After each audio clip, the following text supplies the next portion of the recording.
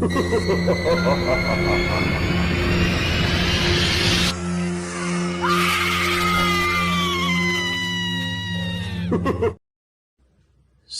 है आपका black cat stories में। इस चैनल पर आपको खौफनाक और डरावनी कहानियाँ सुनने को मिलती है। तो अगर ऐसी ही वीडियोस देखना आपको पसंद है तो इस चैनल को सब्सक्राइब करें। चलिए बढ़ते हैं आज की कहानी की ओर। ये तब की बात है जब पीयूष लगभग 12 साल का रहा होगा। वो अक्सर अपनी नानी के घर जाना पसंद करता था। उसकी नानी का घर उसके घर से कुछ 20 मिनट की दूरी पर था। उस दिन पता नहीं पीयूष को क्या सनक चढ़ी कि वो सुबह से अपनी माँ के पीछे पड़ गया कि उसे नानी के घर जाना है। आखिरकार उसकी माँ ने भी हार कर उसे जाने के लिए कह दिया। फिर पीयूष तुरंत अपनी नानी के घर जाने के लिए तैयार हो गया। उसने अपनी माँ से कहा, माँ मैं नानी के घर जा रहा हूँ, शाम तक वापस लौट आऊँगा।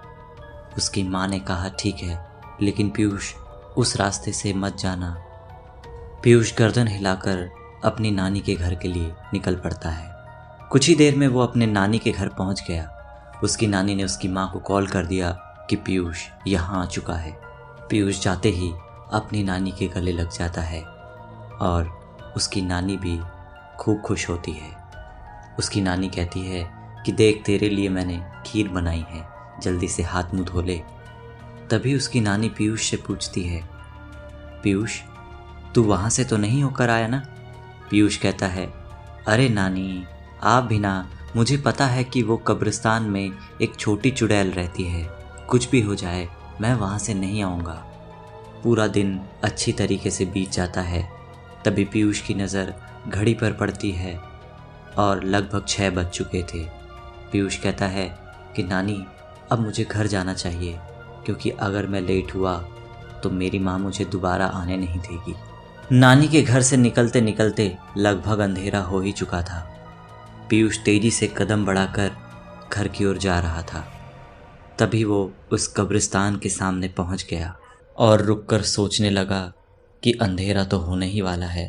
मैं अगर यहाँ से जाऊँगा तो घर जल्दी पहुँच जाऊँगा, लेकिन अगर माँ को पता चला, माँ को बताएगा कौन? ये सब सोचकर वो कब्रिस्तान की ओर कदम बढ़ा देता है।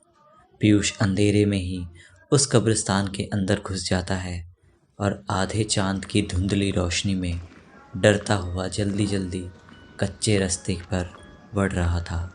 रास्ते पर पड़े सूखे पत्तों के कुचलने की आवाज़ उस सन्नाटे को चीरती हुई और भी डरावनी बना रही थी। लेकिन पीयूष बिना रुके कब्रिस्तान के बीचों बीच पहुंच जाता है और तभी वहाँ कुछ गिरने की आवाज़ आती है।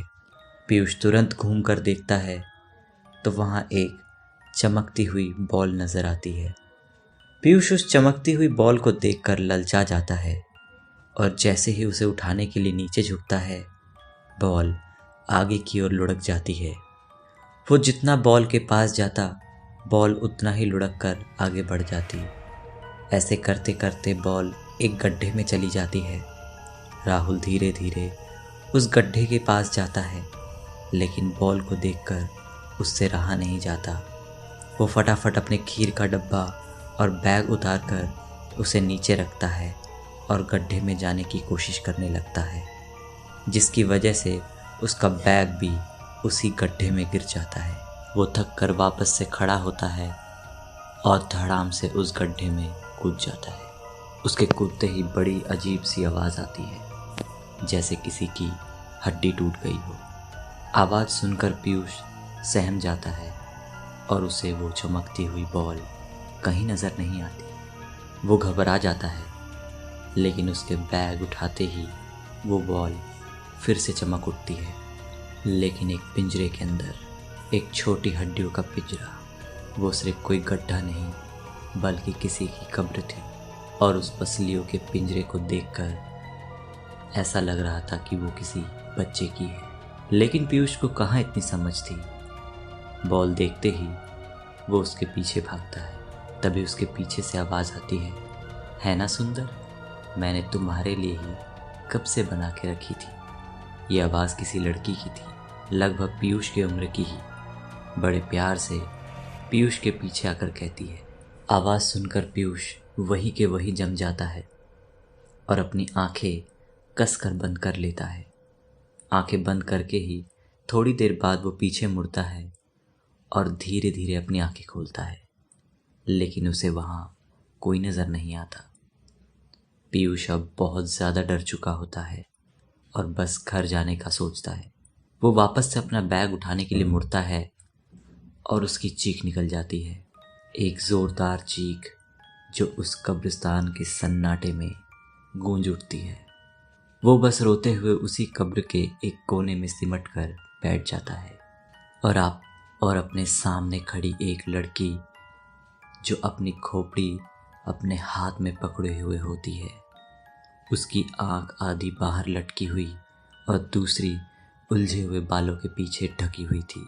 पूरे चेहरे पर खून से भरी दरारें और उसकी गर्दन से रिसता हुआ काला खून उसकी सफ़ेद फ्रॉक को भिगोता हुआ उसके एक आधे पैर से होकर खीर के डब्बे पर टपक रहा था, जिसकी छींटें पीयूष के चेहरे पर पड़ रही थी। पीयूष कहता है, कौन हो तुम? तभी वो गड्ढा एक भारी पत्थर से बंद हो जाता है। आवाज़ सुनकर पीयूष की आंखें खुलती है और वो झप अंधेरा देखकर ज़ोर ज़ोर से चीखने लगता है। वो कहता है, कोई है, मुझे यहाँ से बाहर निकालो, मुझे जाना है।